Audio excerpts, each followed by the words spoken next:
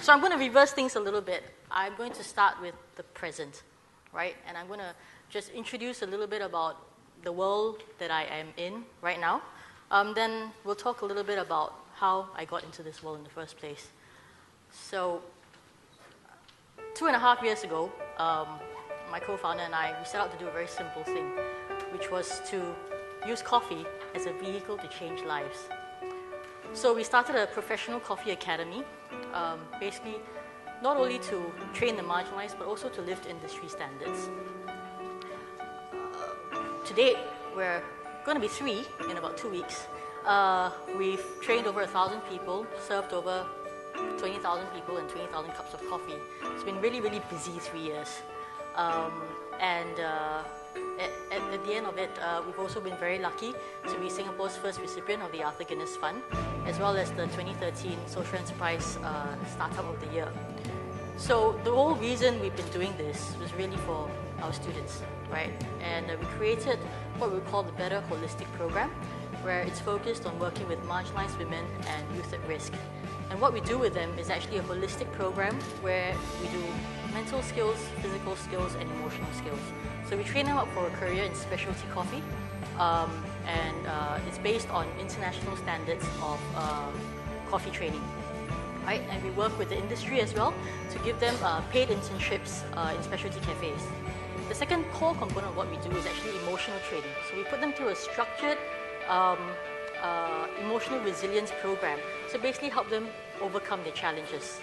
And the third thing we do is we do physical training. So we do yoga, we do rock climbing, we do self-defense training, outrigger canoeing. Basically getting themselves physically fit. And in the last 2.5 years, we've been very lucky that over 80% have graduated, and they were employed upon graduation as well. And 60% are still currently working in industry. But more importantly for us, over 80% have reported improved emotional management skills and self-confidence, which is really why we're doing what we're doing. They have gone out and they've served the president, CEOs, have joined competitions, are internationally certified in the world. And at the end of the day, I think we're trying to change lives just one person at a time. And we have a long, long road to go. And if anybody wants to find out more, we can have a chat later. But I think for today, a lot of people ask, so how did you start all this? You know, what was your inspiration? What happened? And I think when we nailed it down to the essence of things, I wanted to talk about just one key topic on how I got here standing talking to you today. And I think it's very universal, this topic that I'm going to talk about. And it's actually about fear, okay? I want everybody to just close your eyes. Everybody close your eyes. Okay? All right. Can't see anything, right? Okay. When you live in fear, you're kind of in that state right now. It's kind of black, you can't see anything. Not really sure what's happening in front of you. Don't really know what's going to happen next. And you're just kind of questioning what's going to happen and what you're going to do next. Right? And when people can't get past this fear of not knowing and the darkness, they go back to where they came from. Those of us who manage to walk past the darkness, through the darkness, towards the light of possibility, that's when you start a potentially life-changing journey. Okay, you can open your eyes now. Is that clearer now? Okay, you can see better. Okay, but I think that's the thing about fear. So this is our brain, okay? And that little red dot there, that's the amygdala. The amygdala is actually stimulated when there is a fear stimulus, right? And what happens is it activates a fight or flight response, okay? So what this means is that human beings, we are hardwired to fear. We are supposed to fear because it's what protects us from harm. So what this means is when we fear as human beings, we are actually just being human, right? It's perfectly okay to fear. It doesn't make you weak. It doesn't make you less of a person. The only issue is when you let this fear paralyze you, when it gets you trapped and it gets you stuck. Now, I know about this because I think I've lived the better part of my life paralyzed by fear. And like many of you in this room today, I had the fortune of the intellectual and the economic capital to live a good life, go to good schools, get good jobs, start a fairly successful business when I was young, and ran that for 8 years. But there was always something amiss. And I realized what that was, right? And that was actually emotional capital. I did not have the emotional capital to be authentic, right? Because at the end of the day, what do we fear? We usually fear ourselves, how powerless we can be, or actually how powerful we really are. We fear how incapable we are, or do we actually fear how capable we can be? We fear how ordinary we really are, but you don't realize how extraordinary you can become. And the emotional capital that I realized is actually to be authentic. And I also realized that through my own personal journey and the work that we do with Bettr Baristas, that's exactly what we do. We're helping people manage their fears and build emotional capital. Through the coffee trading, the emotional training, the physical training, it's really a systematic way to address and break down the stubbornness and the stickiness of our fears. So these are some of our Bettr Baristas, and I want to talk about one of them and share her story with you. So Jo came to us about a year ago, and she was almost 50. She had been suffering from clinical depression for about 10 years, and she couldn't hold down a job. She was financially dependent on her husband, and she was about to go through a divorce.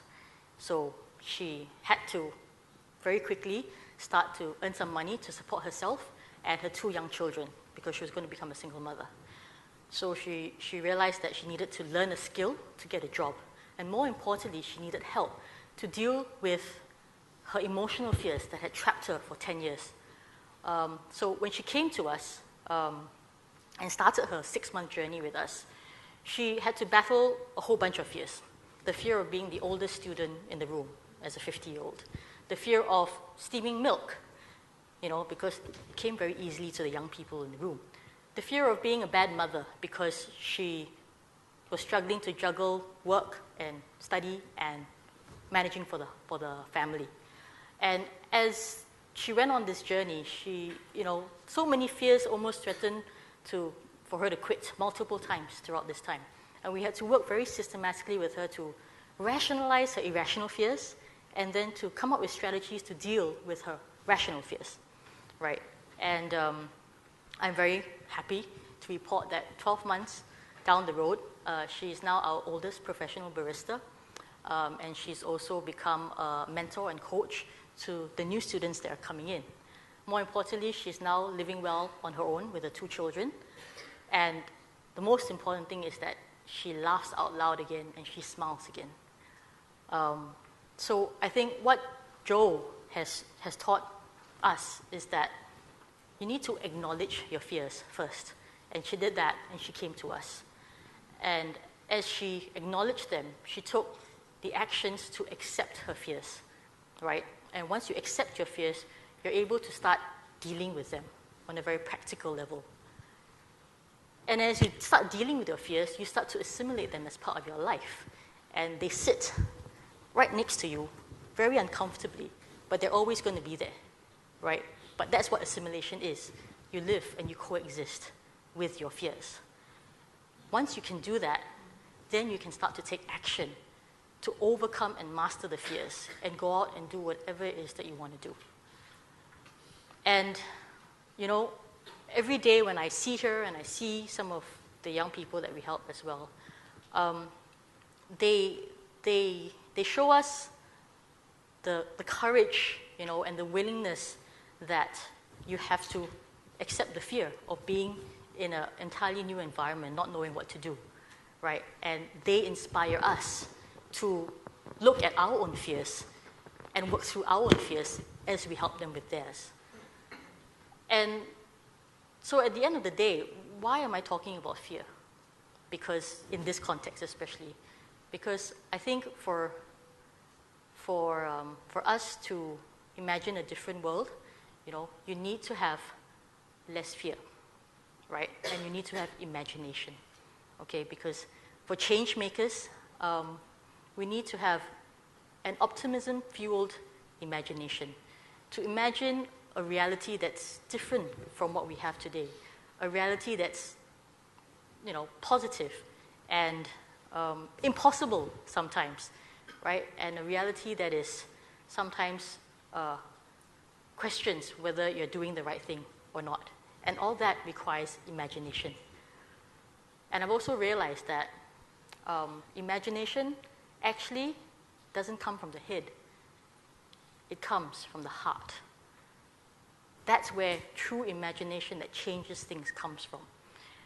And in order for your heart to be unbridled in its existence, it needs to very simply fear less. So I think I'm going to leave with this message that take it from Joe and myself, We realized that when we changed internally, the world around us changed as well.